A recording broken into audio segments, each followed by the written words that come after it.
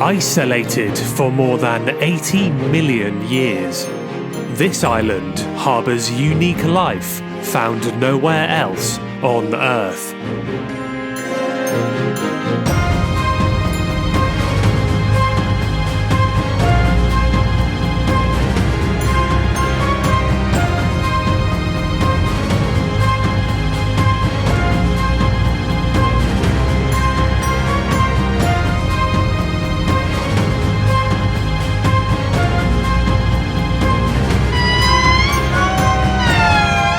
And I want to share with you the incredible species I encountered while exploring it.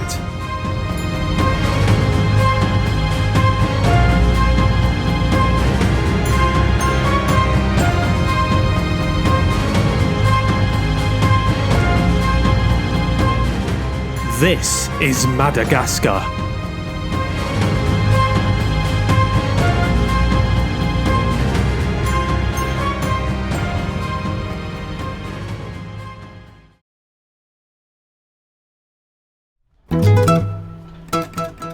After leaving Ranamofana, we're now heading further inland to explore a nature reserve which is run by the local community in a completely different landscape. On the way, we witness a Malagasy tradition taking place in the rice fields. Zebu is a type of domestic cattle which is sacred in Madagascar and integral to rice farming.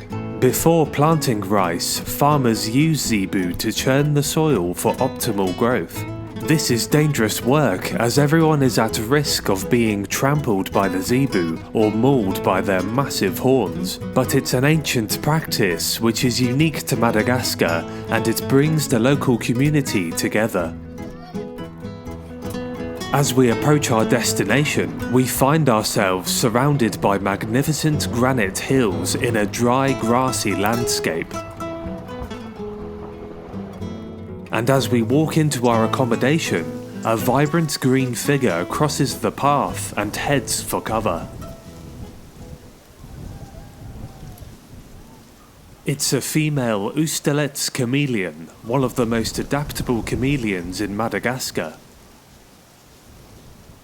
This species can live in all of Madagascar's habitats except the areas of highest elevation. It's quite at home outside of nature reserves and has even been seen climbing walls in the capital city of Antananarivo.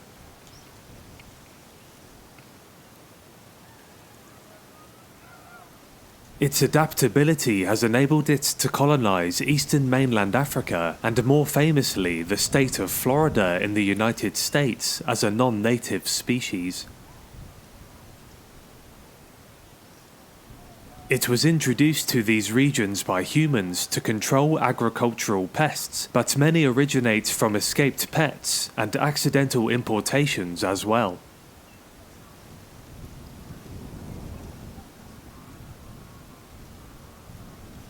As a pied crow forages in the grass and a large hawk moth basks on a rock, I take in the dramatic scenery.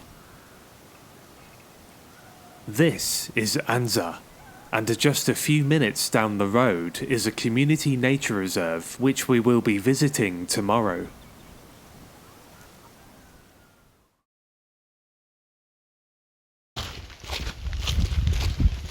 This reserve was created in 2001, fueled by the efforts of people from the local community in response to the rapid destruction of forests for farming, the sedimentation of water sources, and the loss of unique wildlife. Thankfully, the community learned that preserving nature here for ecotourism is a more long-term, sustainable way of earning income, whether it be through guiding, running hotels for visitors, and more. What is usually a vast lake during the wet season has now dried up. It's now technically coming to the end of the dry season, but the locals tell me that it doesn't usually dry up this much. People have dug ditches to retain at least some water for wildlife and their cattle, and I'm surprised by how much wildlife is still in the area, including this Madagascar hoopoe foraging for insects. Although it looks almost identical to the Eurasian hoopoe, it is in fact a distinct species only found in Madagascar. And a small serpentine predator lives here too, staying close to what little water is left.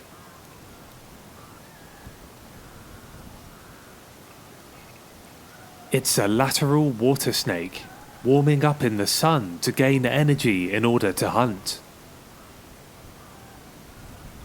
Its prey consists mainly of frogs here, which stay well clear. They look similar to the garter snakes of North America and some European species in the Natrix genus. This is probably because all of these snakes fill a similar niche in their ecosystems by living near water, being good swimmers and feeding on prey such as amphibians and fish. However, the lateral water snake is unique to Madagascar.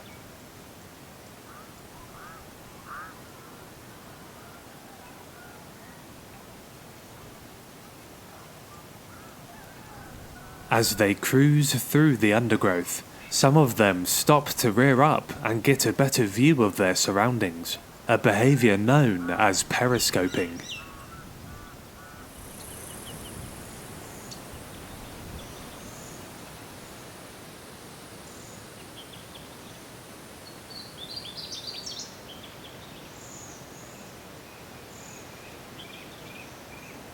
These snakes have good eyesight, and a close-up view of the head shows the detail of those huge eyes with circular pupils, a typical trait among snakes that hunt during the day. This one is remarkably docile in response to being handled.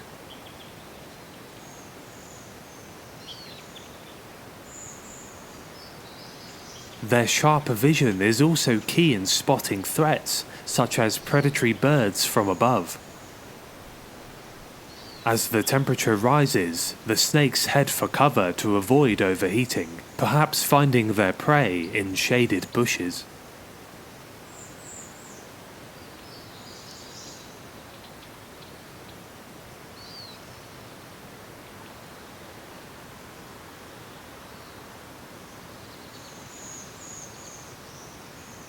As we prepare to enter the dry deciduous forest, a striking bird watches over from its perch. It's an olive bee-eater.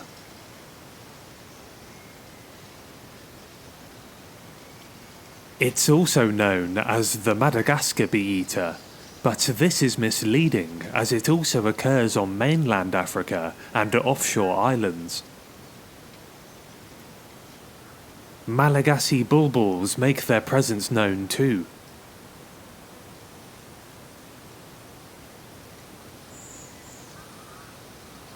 We enter this intriguing forest and soon spot a huge male oustaleti chameleon lounging in the dappled sunlight.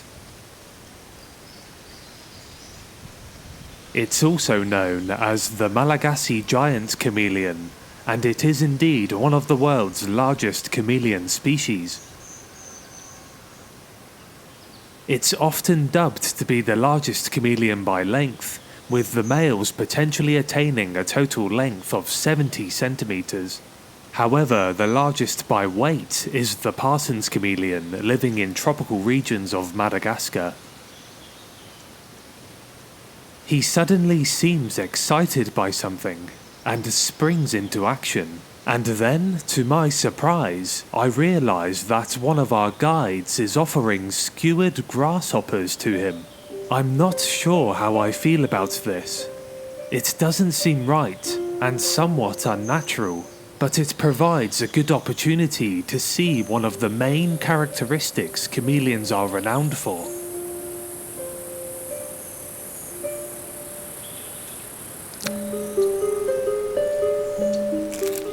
One of the longest tongues in the animal kingdom.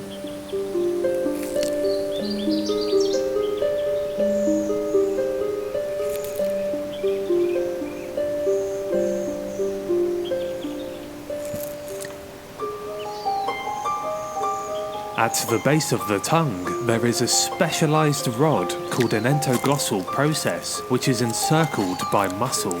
The muscle contracts extremely quickly, which launches the tongue forward towards the prey. His two independently moving eyes both lock forwards when homing in on an insect. The bulbous tip of the tongue is sticky and cup-shaped, creating a grasping and suction effect. A different set of retractor muscles then contract at a more normal rate to slowly reel the prey into the chameleon's mouth.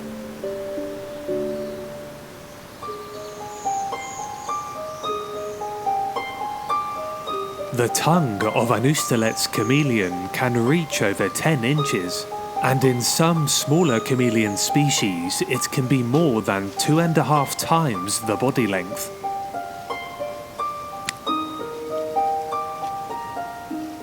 The tongue of smaller chameleons can accelerate at a speed of 0 to 60 miles per hour in 1/100th of a second, while oustalet's chameleon can achieve around 18% of this.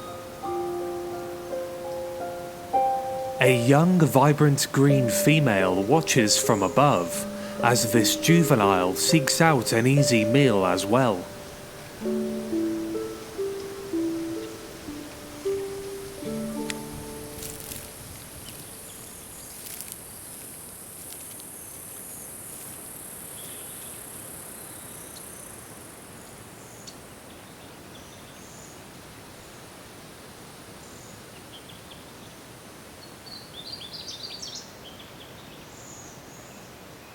Rather quickly, the youngster seems to lose interest.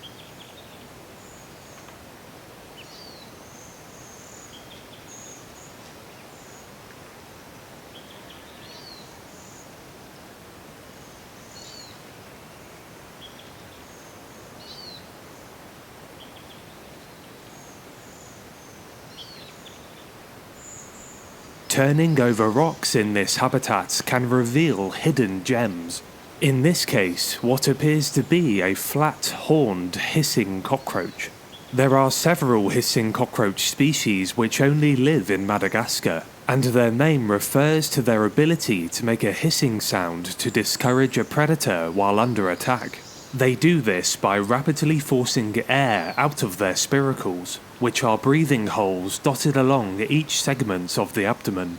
They eat pretty much anything on the forest floor, including fallen fruit, decaying plant matter, and even animal carcasses. In this process, they transfer nutrients to the soil, which promotes the growth of the plants in their habitat.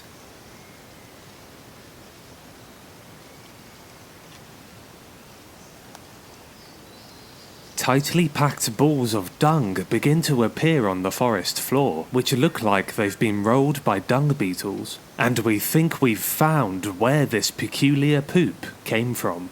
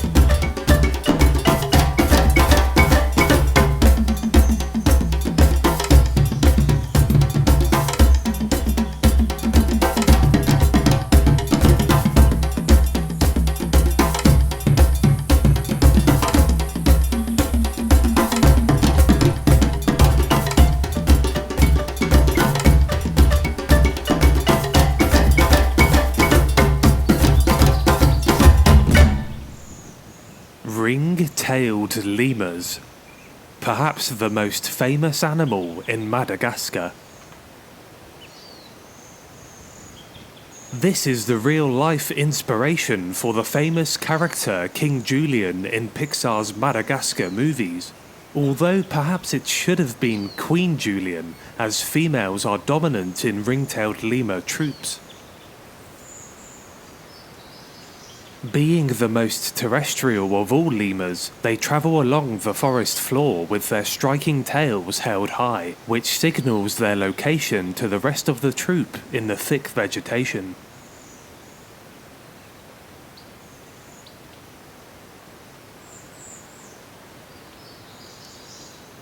A ring-tailed lemur troop can be as large as 30 individuals, and they're one of the most social lemurs, tightening their bonds through grooming to remove one another's parasites and playing among the youngsters.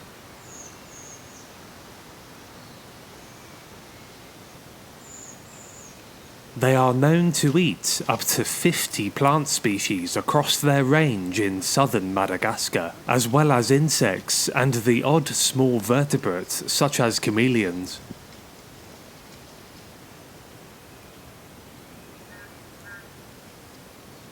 This group starts howling to let other lemur troops know that this is their territory.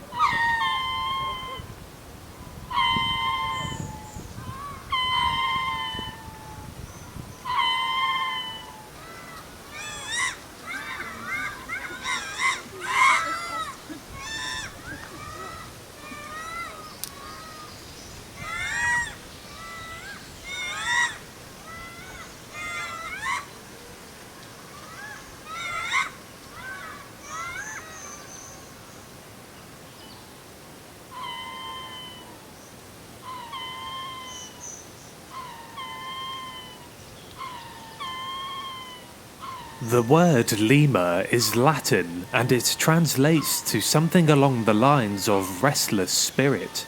This was coined by the first foreign explorers in Madagascar, who heard the spooky calls of these animals coming from the forests, which they believed to be supernatural beings. The ring-tailed lemur is one of the most abundant and widespread lemurs, which those early explorers probably encountered frequently. Today it's scientifically known as Lemur cata, and is the only species in the lemur genus due to its unique genetic lineage.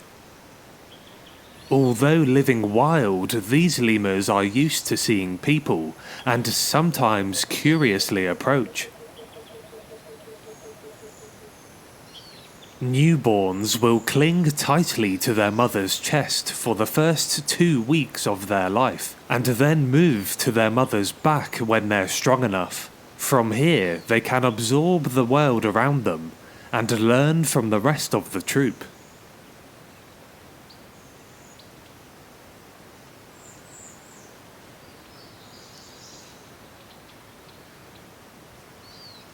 At this stage, this young lemur is eating solid food, but they don't become fully weaned until they're around 5 months old.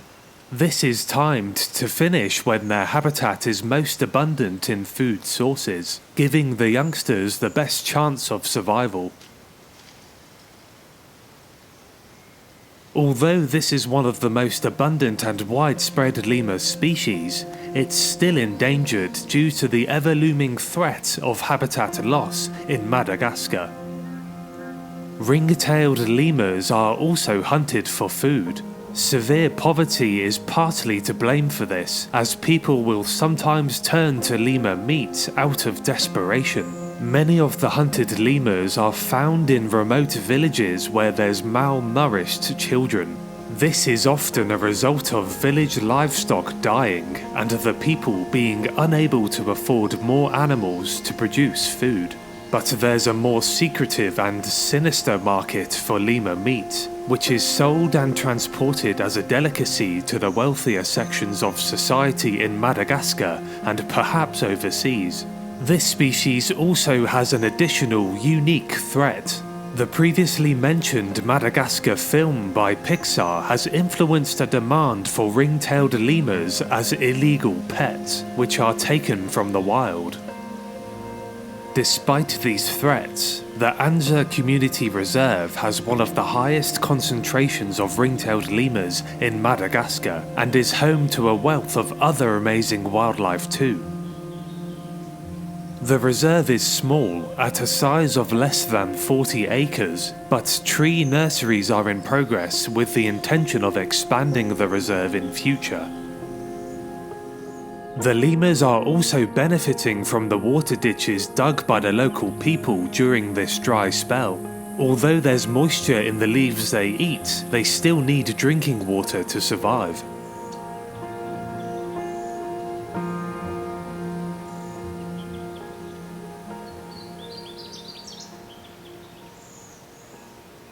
The lemurs take an afternoon nap to digest their meals, and we hike further up into the rocky hills.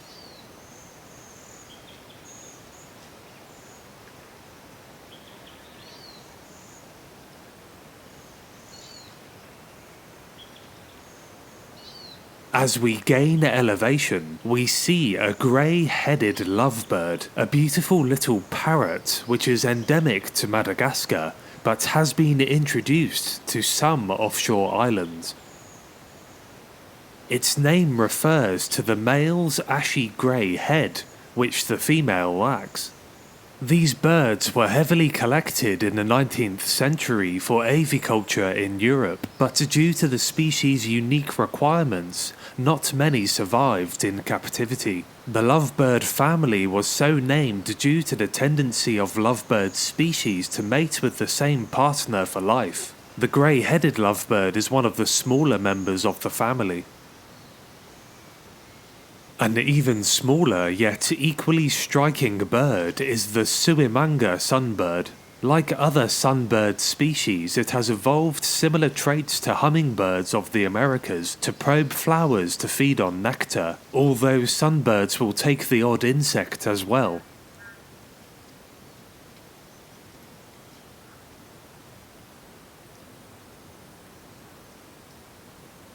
The forest is gradually being replaced by rock as we pass through marvelous gorges and climb over imposing boulders. Using the heat of the rocks are lizards I haven't seen before. This one appears to be Grandidier's Madagascar swift, Oplurus grandidieri, basking high above on a large boulder. And this one is Dumerel's Madagascar swift, Oplurus quadrimaculatus. Both are in the lizard family Opluridae, which is mostly unique to Madagascar and currently contains around 8 iguana-like species. Iguanas evolved in the Americas, and today the closest relatives of these Madagascan versions live in South America. How they got to Madagascar is not clear, but it's likely involved crossing oceans on rafts of vegetation. In close proximity is this impressive western-girdled lizard, Zonosaurus laticordatus, which is also a Madagascar speciality. Trying to avoid these insect-eating reptiles is this magnificent rainbow milkweed locust. Its bright colours advertise its poisonous nature, as it's able to secrete a toxic liquid when under attack. It builds these toxins in its body from the milkweed plants it eats. Anza is a small part of the spine of mountains that run centrally along the length of Madagascar. These awe-inspiring granite peaks is what separates Madagascar's tropical climate in the east from the arid conditions in the west. The rock formations have been beautifully carved by wind and rain over millions of years, and the terrain is painted with vibrant yellow lichens and decorated with tough, succulent plants.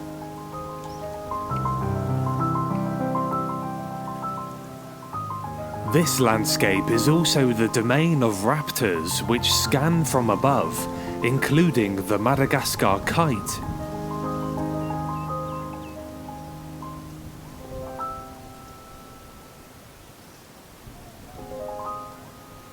And Madagascar kestrel.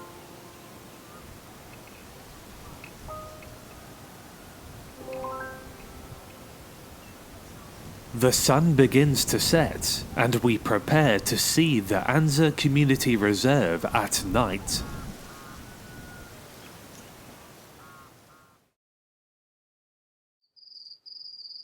The darkness draws impressive moths from their daytime retreats, and the oustaleti chameleons are now sleeping. A Malagasy kingfisher roosts at eye level, providing an incredible view. As we venture deeper into the habitat, an unusual call gets louder and louder as we approach closer and closer.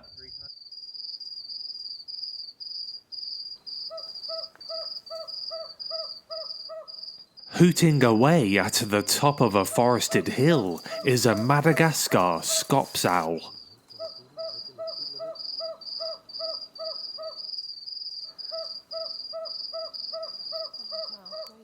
From this elevated vantage point, its call travels far and wide through the habitat, perhaps catching the attention of a potential mate. We then get a brief glimpse of the Anja day gecko, Furcifer goldii, a species which was only described in 2011. Current knowledge indicates that it's only found in this south-central area of Madagascar. Also hunting the abundant invertebrate life is this gecko, Paradura manungavatu, a species which is also only known from this specific region in Madagascar. The species name manungavatu refers to the Malagasy words manunga, meaning to climb, and vatu, meaning rock, which describes its habit of dwelling around large granite boulders. The Anja Community Reserve was key in finding the specimens to describe these new species, which may never have been found if it wasn't for the efforts of local people to protect these habitats. These unique geckos have good reason to be off the ground, as one of their main predators cryptically lurks in the undergrowth.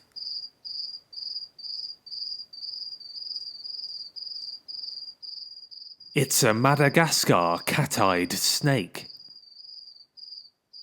Madagascar doesn't have many venomous snakes, but this is one of them, although the venom is mild to humans and is injected through fangs at the back of the mouth. The venom even seems to struggle to subdue some prey, as these snakes often constrict their prey as an additional predatory method. Madagascar cat-eyed snakes feed on just about anything they can overpower, including frogs, birds, rodents, and other reptiles, so their venom likely affects different animals in varying ways. They live in pretty much every habitat in Madagascar, and are quite happy on the ground, around water, as well as in the high vegetation where they climb well. At least most of the time. We find another one staying still on the ground, perhaps waiting to ambush a passing gecko or rodent.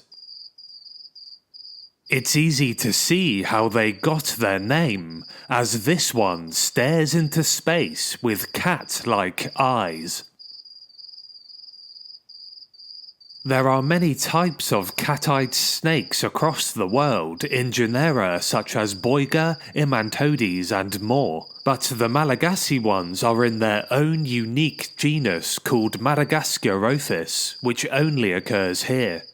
I believe this is the most widespread one, Madagascarophis colubrinus, but there are around 5 known species in the genus, which may be split into more in future.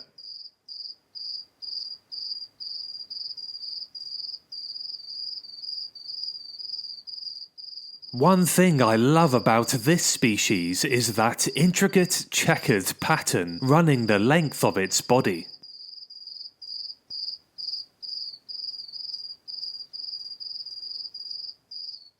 We leave the snake in peace and get some rest before heading west.